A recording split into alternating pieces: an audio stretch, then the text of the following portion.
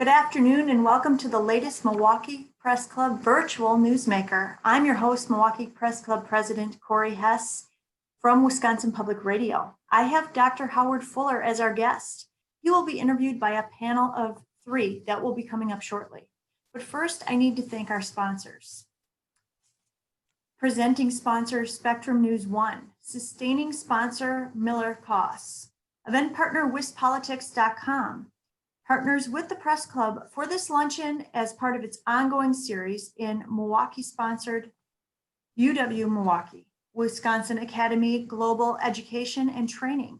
1125 at Pabst, Milwaukee Police Association, the Firm Consulting, Medical College of Wisconsin, and Spectrum.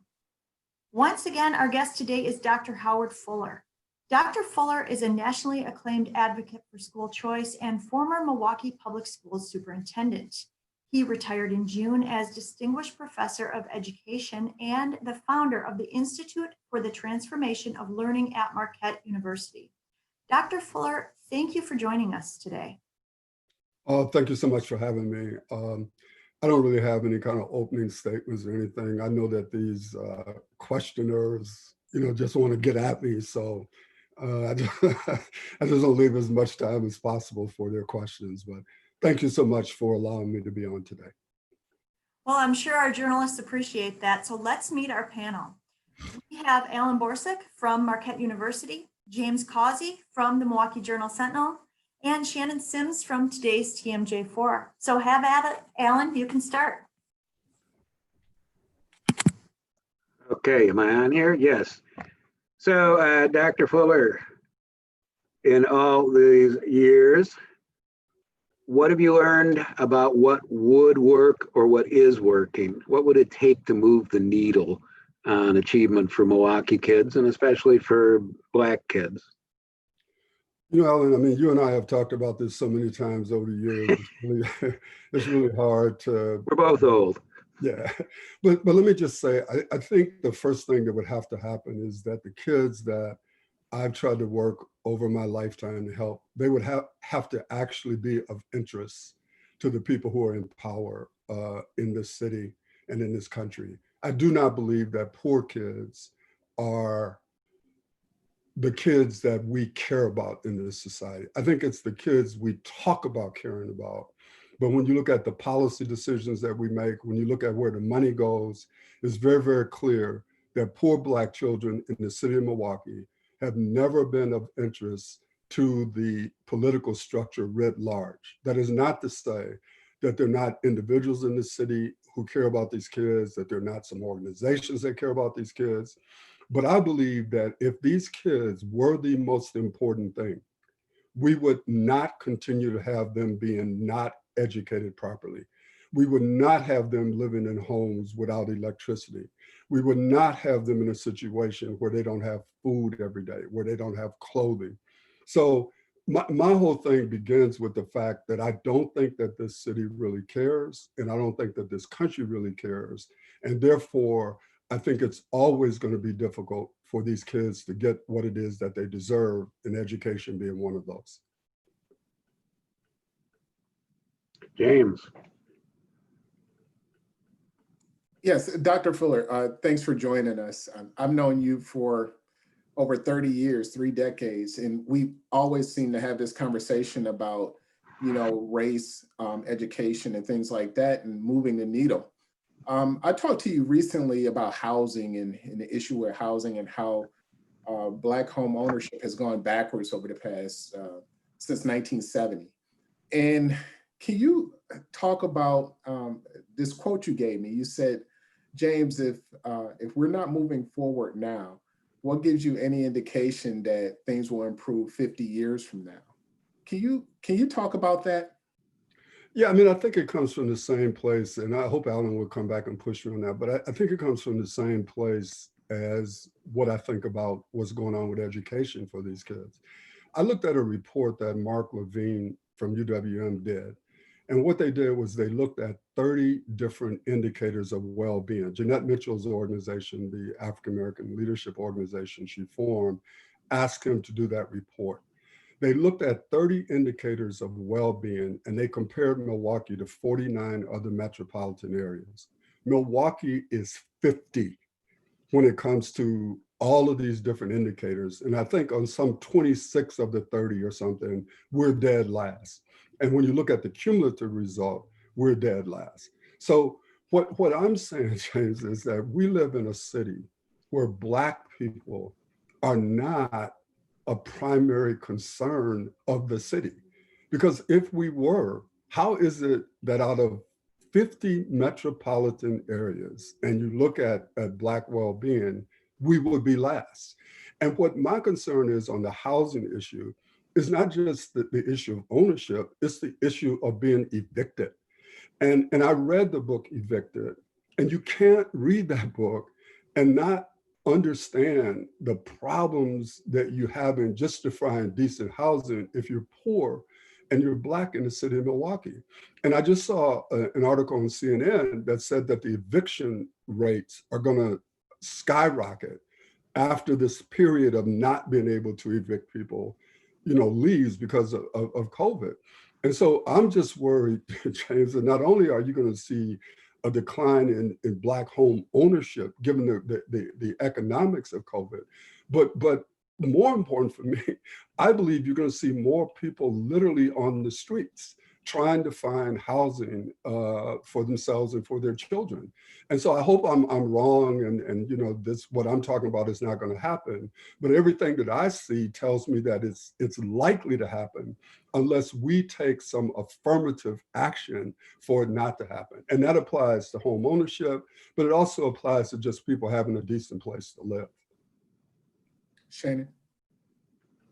James, thank you. Dr. Fuller, I hear your frustration in a system that has failed us as a people.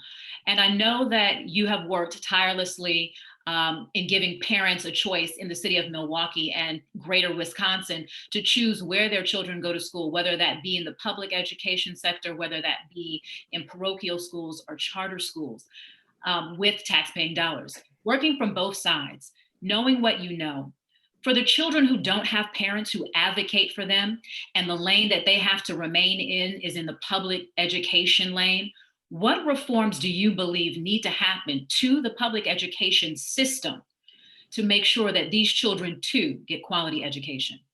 Yeah, Shannon, thank you for that question. First of all, I want to be very clear to everyone that I make a distinction between public education and the system that delivers it. The system that I had the honor of being the superintendent of is not public education, it's a delivery system. And I believe that we can create different delivery systems to try to serve our kids and still be adhering to the goals of public education. Because to me, the idea of public education is an idea. And you can develop different delivery systems to try to realize on the idea. And since these delivery systems were not created by God, we could actually change them. And so from my perspective, it is never in the interest of poor Black people in any place in this country to have only one way to get anything, and that includes an education. So I have fought for a long time, not for school choice, but for parent choice. Polly Williams did not talk about school choice. Polly Williams, who doesn't get the credit that she deserves for what has been created in this city and in this country, frankly, was fighting so that low income, moderate income families could have some of the choices that those of us with money have. And so when you look at what is currently happening, I find it interesting how we're now hearing about things like pandemic pods and education pods, because now people with money who realize that the one best system has never really worked, they're now trying to figure out during this pandemic situation, how are they going to ensure that their kids get an education? And because they have the resources, they can start creating pods. They can start hiring teachers to come in and teach their kids. Poor parents are in the same situation they've always been in, and that is that they lack the resources to be able to make those kind of decisions for their children. Anybody with a half a brain knows that what our children are currently going through is not better for them. That is to say that while I believe we have to move towards a 21st century education, the idea that virtual learning is not going to be implemented in a way where the poorest people who are going to lack the resources that they need to make virtual learning work, their kids are going to be worse off at the end of this than they were at the beginning. And so what I'm concerned about is that we have to keep talking about, whether it's in a pandemic environment or a non-pandemic environment, how do we make sure that the poorest children have equity, not equality, equity? Because equity says that if you start at a much worse rate, if you're going to be helped, you got to get more resources, not less resources. And so I've always felt, and to try to end this, I've always felt that those of us who actually care about children in the city have polarized ourselves around the question of choice, even as the people who are opposing choice exercise choice for their own children. And so I've always felt, and I know I've said this out and over again, I think we've created a structure in Milwaukee that if people actually cared about the kids, we could maximize that structure to create a much greater educational environment for our children. So instead of fighting over choice, we should be using choice in a way where we do planning that would allow us to maximize the options, and particularly during a period like this, where you can't just send kids to the school, even though there are people who are saying that, because the first thing we need to be concerned about for the kids, as far as I'm concerned, is their lives, their safety. And right now, to just send kids out to a school building is not healthy for the kids. It's not healthy for the teachers. It's not healthy for the parents and the grandparents that the kids go back to. So that to me has to be our first concern at this moment. How do we do whatever it is we're going to do in a way that protects the health of our children, our staff, the people who drive the buses, the people who serve lunch? Then what we have to do is ask ourselves, is the educational structure that we've set up, for example, does it need to be totally redesigned? Not just around parent choice, but should we be looking at the issues of credit? Should we be looking at how much, quote, seat time ought to count? Are these the right courses that you need for kids in order for them to graduate and to go on to be successful? So because of the pandemic, we have an opportunity to look at education in a much deeper way, not just from the issue of do people have choice, but the foundational ideas for this Prussian educational system that has never been radically changed in this country. But I don't think we're going to do that. I just wanted to follow that up. Do you believe that conversation, though, is happening in the lane of public education? Because there are people who believe that, you can change the system by getting into the system. And again, my heart goes out again for those children who do not have parents who are advocating for them, who their only choice is the public education system. And they have the minds and brains, but again, they're children. They don't know how to speak up for themselves.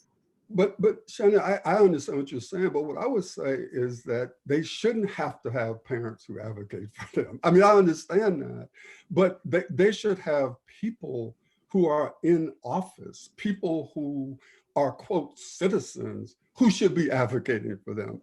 Anybody in any sense would want our children to be in homes where they have parents who love them and care for them and can provide for them and advocate for them, et cetera. But for a significant number of our children, that's not the case. And so since we know that's not the case, we shouldn't just keep sitting here saying, well, they need to have parents who advocate for them. Yeah, they do. But since they don't, it's our responsibility to advocate for them because they're our children. They're not somebody, they're our children. And if we love and we care for them, we should all be advocating for them, whether they are our specific children or not.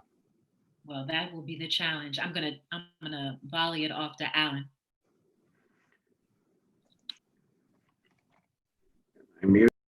I'm okay. So what do we do? How do we get things moving? How do we change the tenor of the times, which is not helping poor kids and especially poor Black kids? I mean, who do we reach out to? Where's the button to push?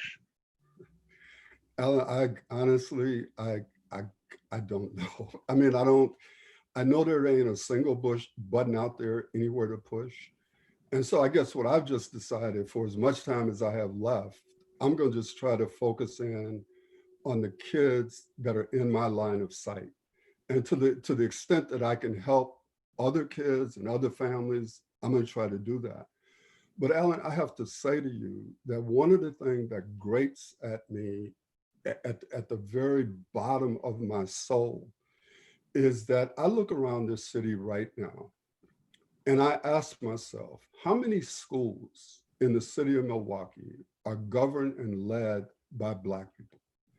Given that it was Black people who were at the forefront of fighting to create parent choice. I look around, I see in 2007, 2008, there were like 50 schools that were governed and led by Black people. Not just the principal, but I'm talking about the policymaking apparatus. Now these are private schools. Now there may be 9.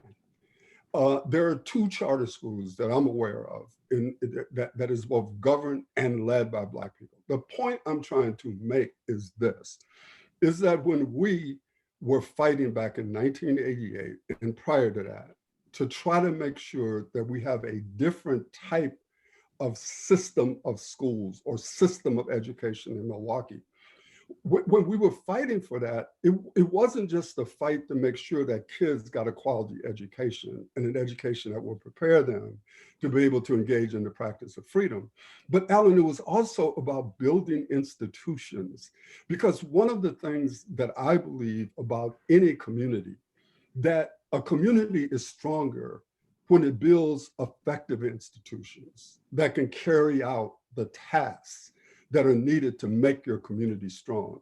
And I find it shameful that in Milwaukee right now, we were the ones who fought for this, but then you look around this city and there are almost no schools that are supported, that are led by Black people.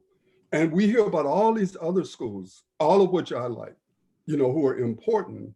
But if it's important, how come this community does not rally around trying to make sure that we have great schools that are governed and led by Black people?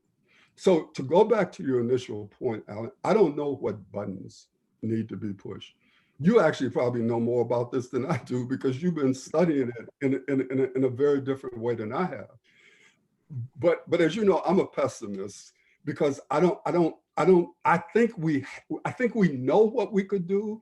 I'm not sure that we have all of the right answers, but it's clear to me we have some answers. I just don't think we have the political will to move forward on what some of those things might be.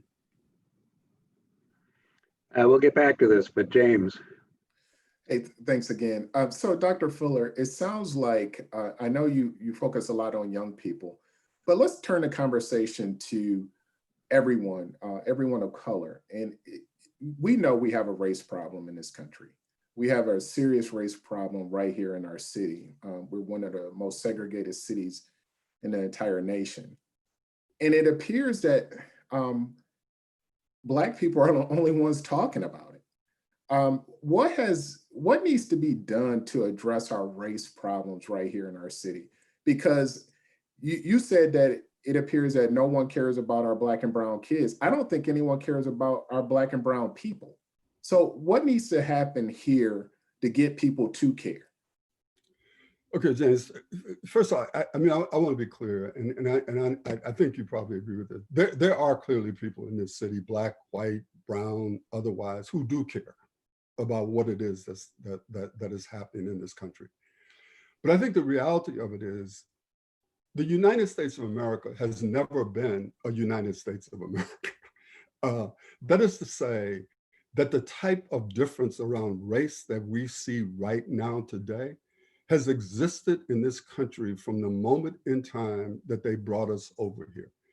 If you read books like Du Bois' Black Reconstruction, which I'm finally wading through after all of these years, if you read Gurner Myrdal's book, The American Dilemma, one of the things that they talked about way back then, man, in 1944, I think it was, that there's a Negro problem in America, that America has never figured out how to deal with the Negro problem.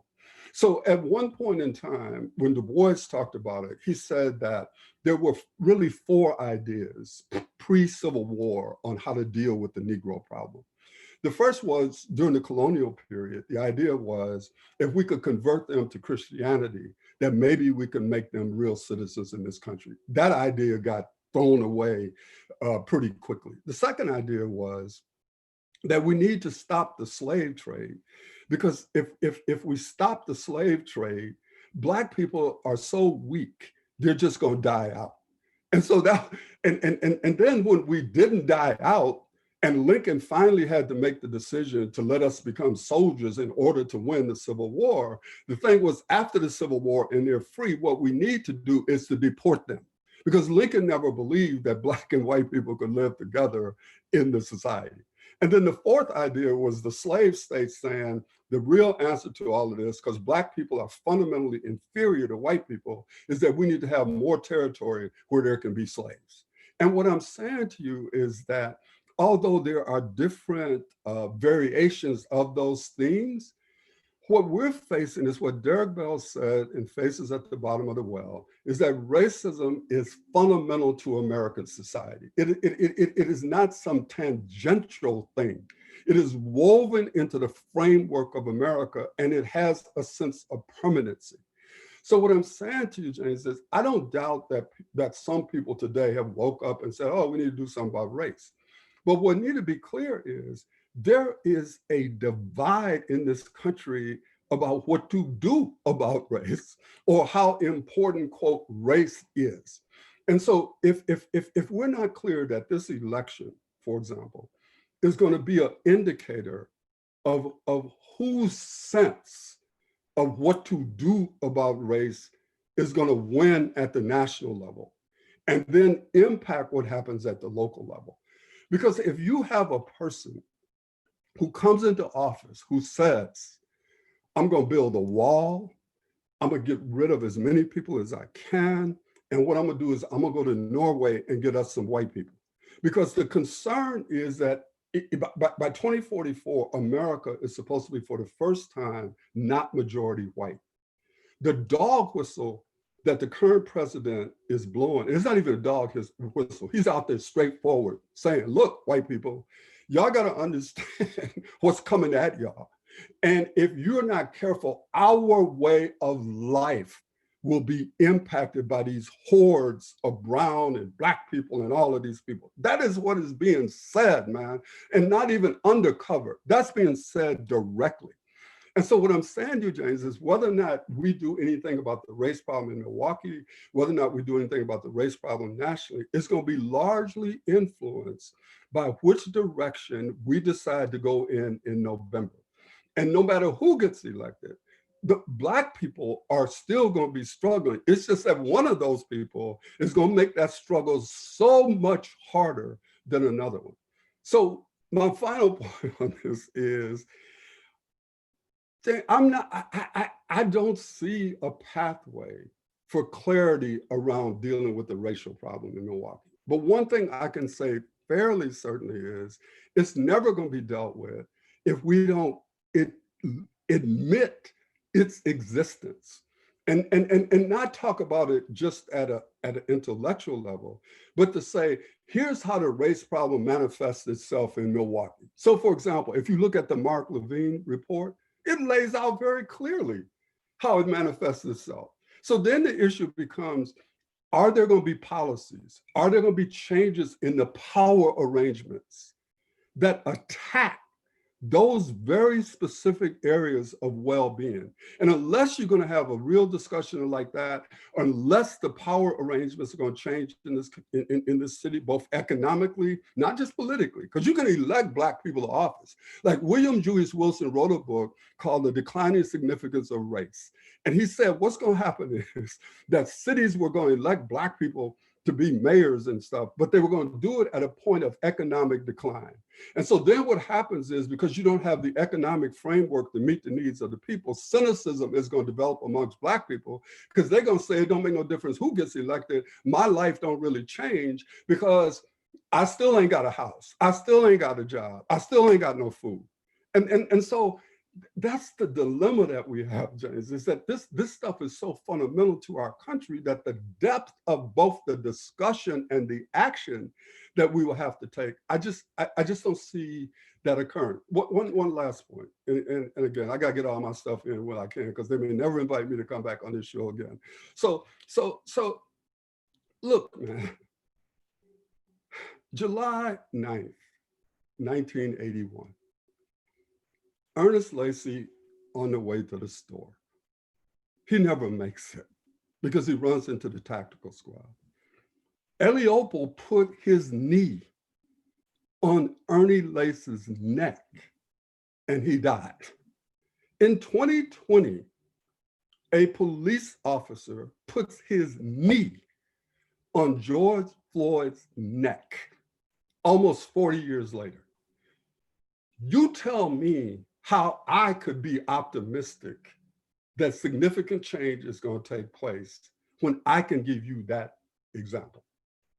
And I've written about that, Dr. Fuller. So I'm sorry, quick follow-up. So do you think saying that racism is a public health crisis, like the county has done and like the governor is trying to do across the state, do you think declaring racism a public health policy or crisis, is that a step in the right direction, and will it go anywhere?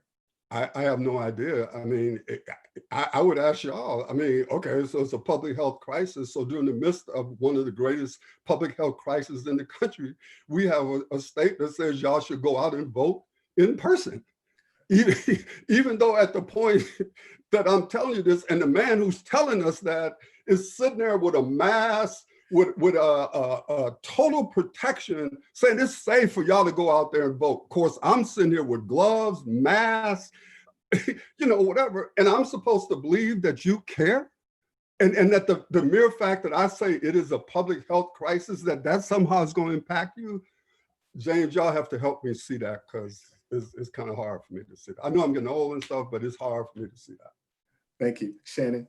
Right, I want to get your viewpoint on President Trump's endorsement of the 1776 Commission, this patriotic education that he wants to endorse, and his attack on the New York Times 1619 project that many schools have taken in to introduce children to where our country started from, and changing really the narrative that American history didn't start with freedom, but rather oppression, because this was the time that the first Africans arrived on this soil. My question is, why does it seem that learning about us, African Americans, and the contributions that we came and the struggle that we went through in order to be the real Americans is something that a president is so against, and an educational system is so against putting in the books? Why have we been stripped from the narrative of America? Like Langston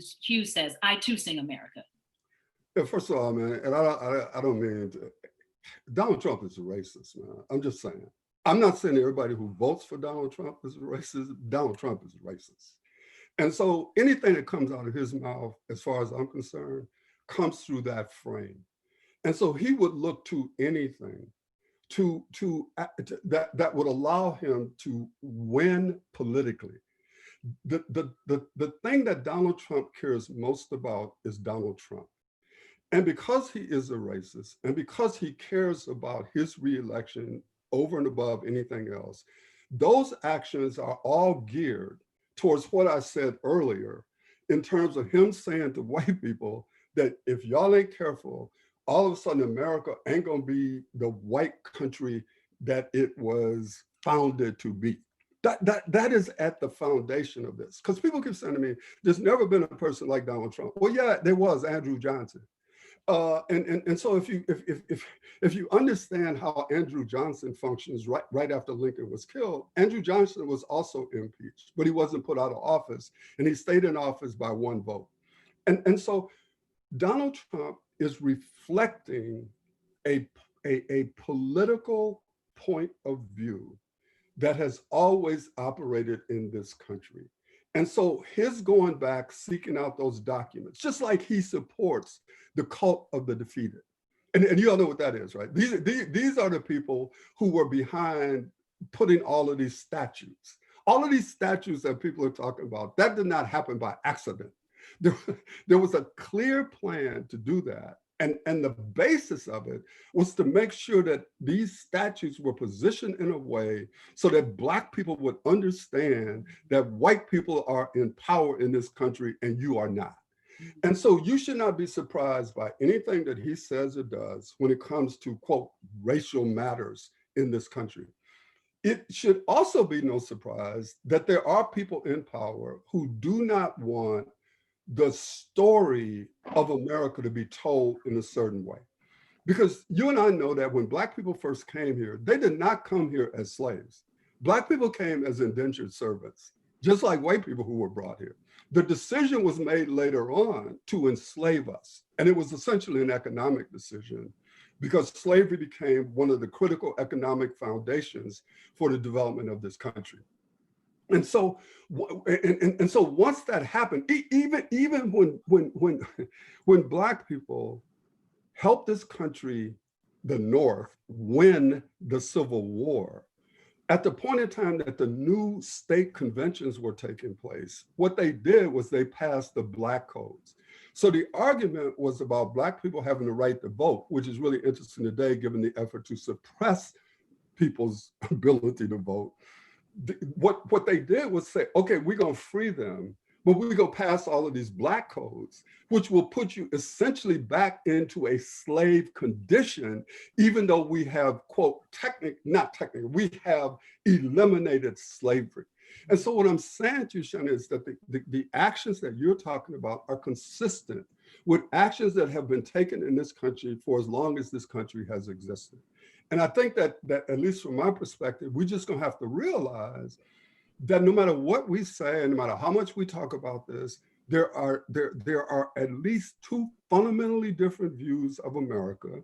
You're seeing it play out in this election, and we're gonna see what happens. Because I believe that no matter who gets elected, the battlegrounds around these issues that we're talking about are gonna continue. It's just that it's going to be the difference of whether or not you have a president who will take a position in support of some of the most racist views that can be espoused in this country, and giving them not only cover, but giving them leeway to say, look, you ought to be talking about these things, versus a president who will, at least I think, try to take a more balanced view about how to deal with some of these issues that we're confronting.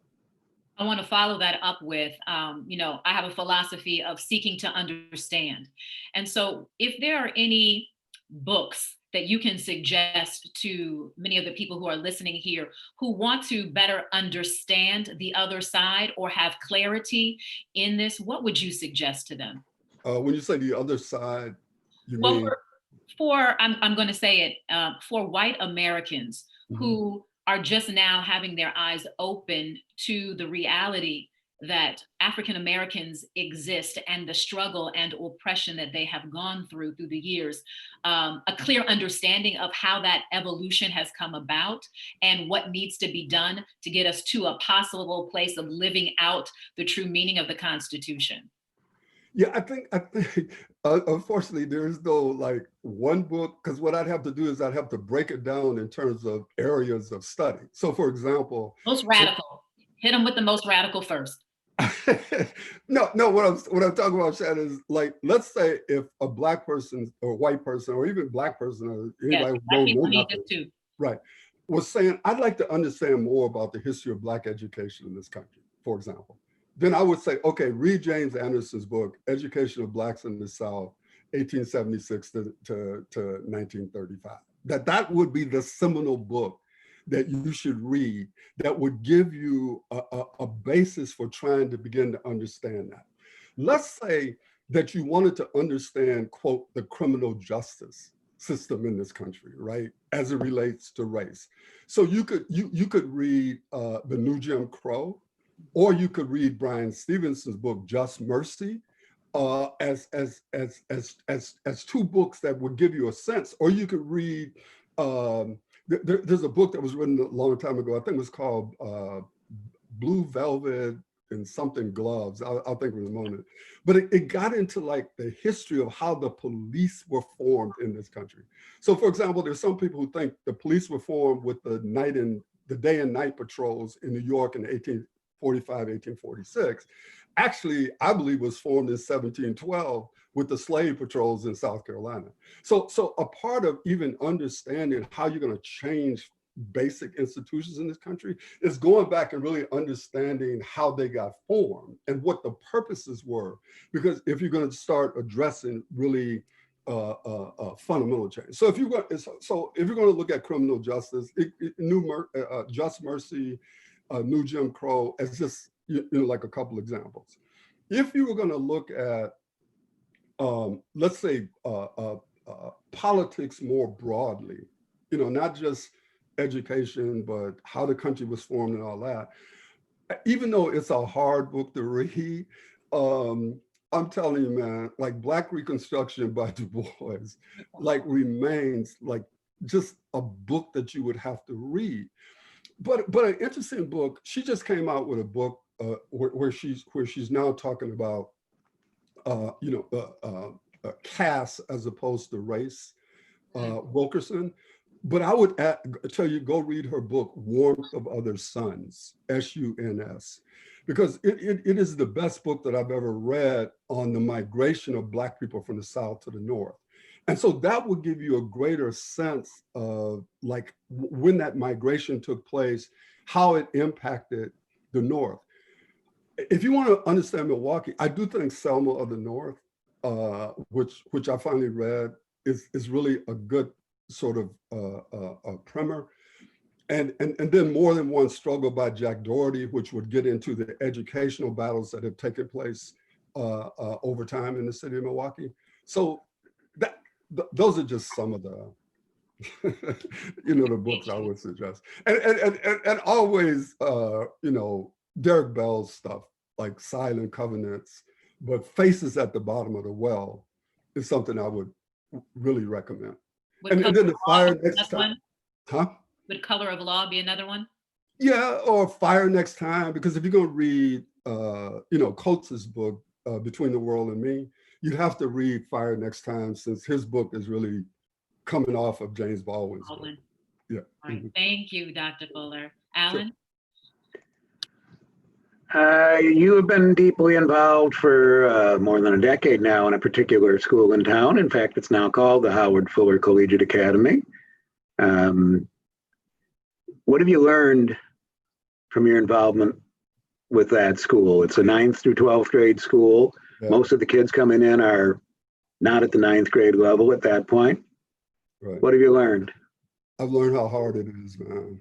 It's one thing to talk about, doing something for kids and education. It's another thing to actually do it. And so what I would say is I'm a lot more humble, I guess, about what it takes to actually create a really great school and to sustain it over time. And I don't like to look back, Alan, and say, oh, I wish I'd have done it. Because people always ask me, well, Howard, what would your older self tell your younger self? And my answer is nothing. Because what do you mean? What would my older self tell my younger self?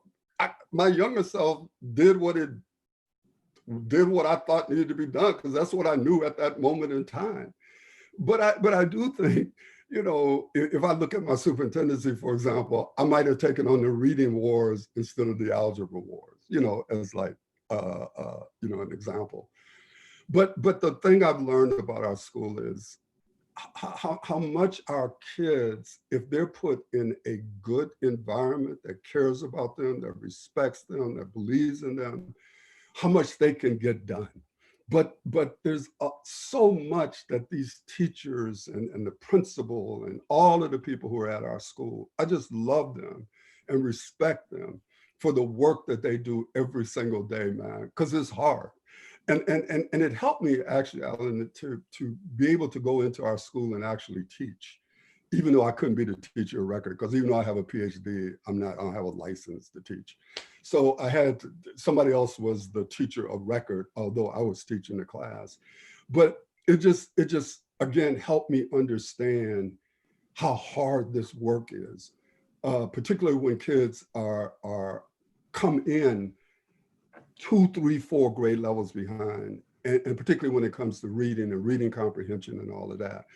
But at the same time, the school taught me that if we get in there, we get focused, and we say that we're going to make sure that these kids get the best that we can possibly give them, we can make progress with these children. It's not easy, but it can be done. And I just want to thank all of the educators who are in charter schools, private schools, Milwaukee Public Schools, who are going in there every single day, trying to give these children the best education that they can, and particularly trying to do it in our current environment. James, Corey, who's going next here? Well, I hate to interrupt. This has been wonderful, but Dr. Fuller, we've got some audience questions. So I want to get to those. The first one, some of the strongest and most vocal critics of parental choice are the public school teachers unions.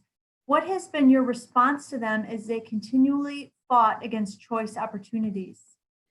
My response has been, I find it very interesting that a lot of these individuals push back against choice for low income and working class families, even as they do it for their own children.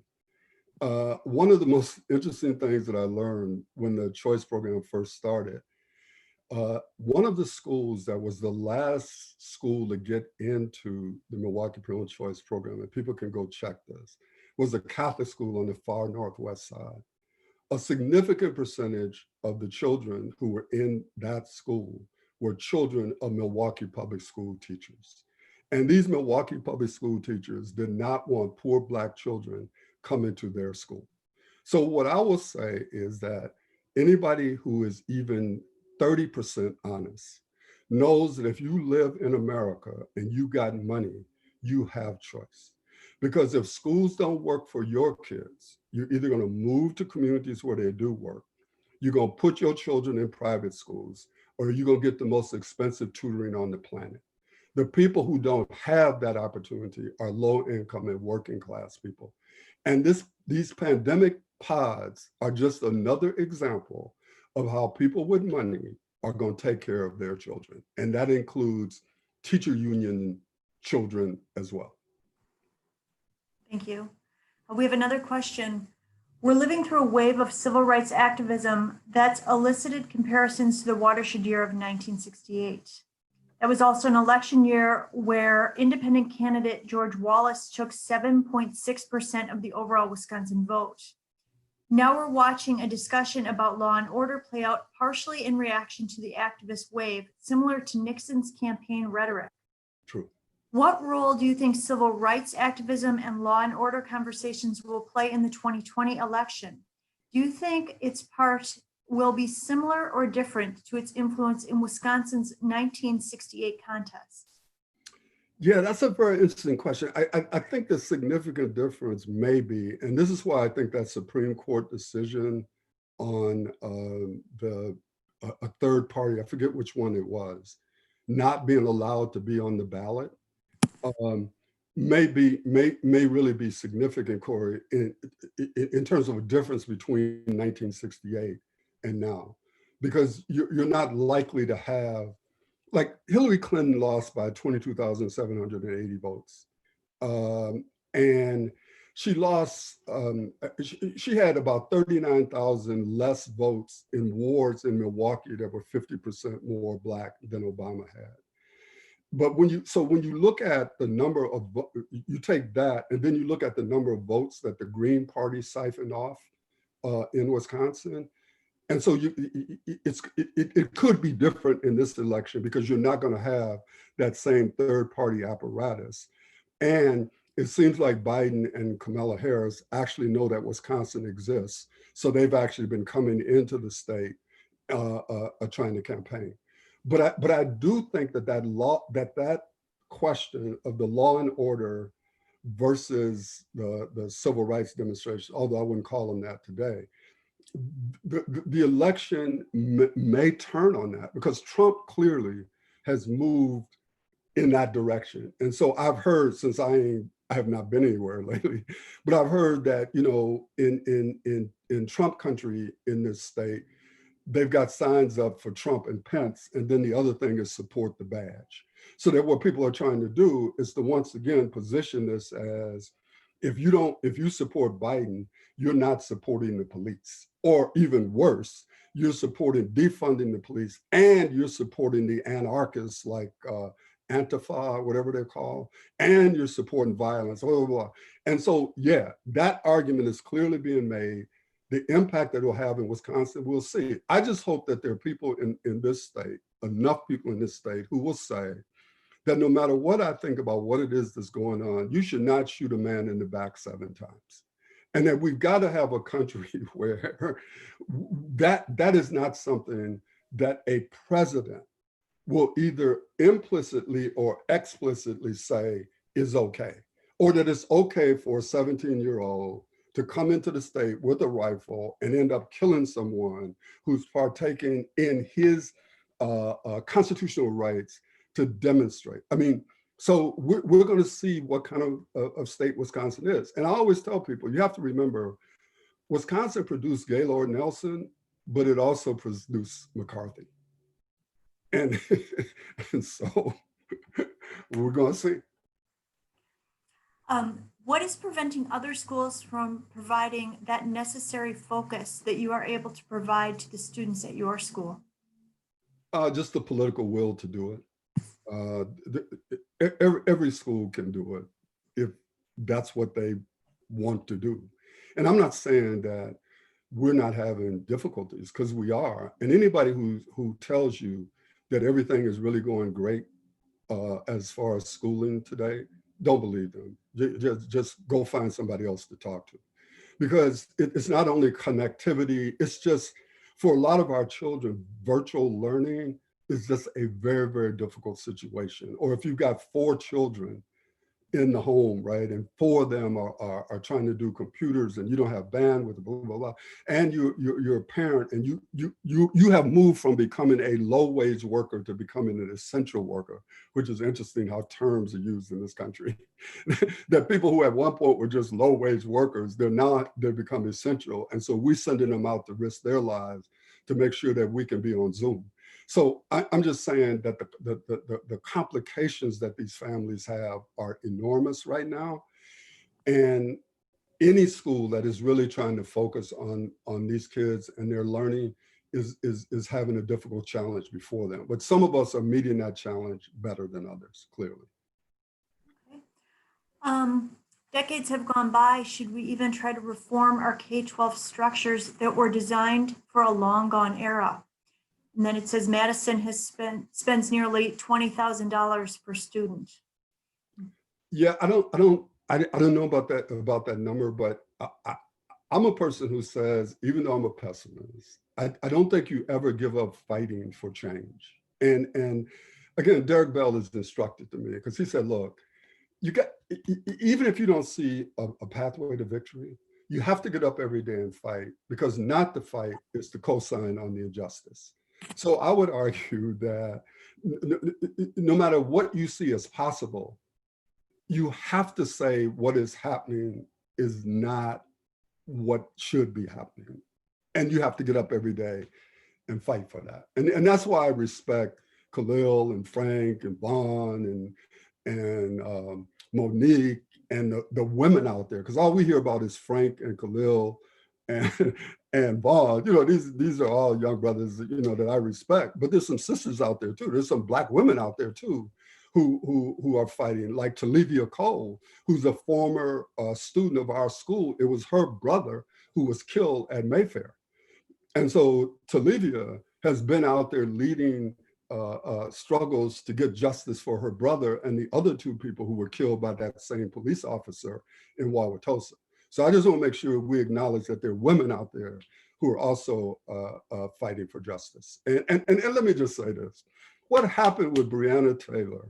How can any thinking person or anybody with a heart say that she got any kind of justice? How does that happen? This woman is in her bed sleeping, right? And these people break into her apartment, or and she's dead. And we got one police officer who is charged with wanton something. But how is that justice? I just, how is that? Dr. Fuller, what do you plan to do in your retirement? I don't know. Uh, you know what? I should have consulted somebody, like, and developed a plan or something. I'm just sort of floating around right now, just trying to figure out what I'm gonna do. And at some point I'll probably come up with something. But right now I'm just, doing a lot of what I was doing before I retired, actually, just doing it virtually. But we'll see.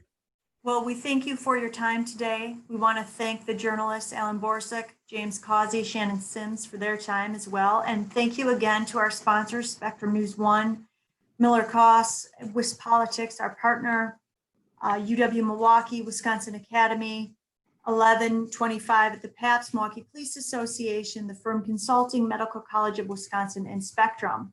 And if our viewers liked what they saw and enjoyed the program and are interested in sponsoring Press Club's programming, please consider donating to the club's endowment. You can do so at our website, MilwaukeePressClub.org. If you want to become a member, you can also do that at our website. Just click the membership tab. We've got some more upcoming virtual luncheons.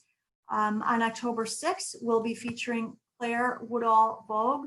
She is the new Milwaukee election commissioner. And on November 11th, we have Charles Franklin. He's that guy at Marquette who does all of the polls that we are so interested in. So thank you so much for joining us today. Thank you. Thank you.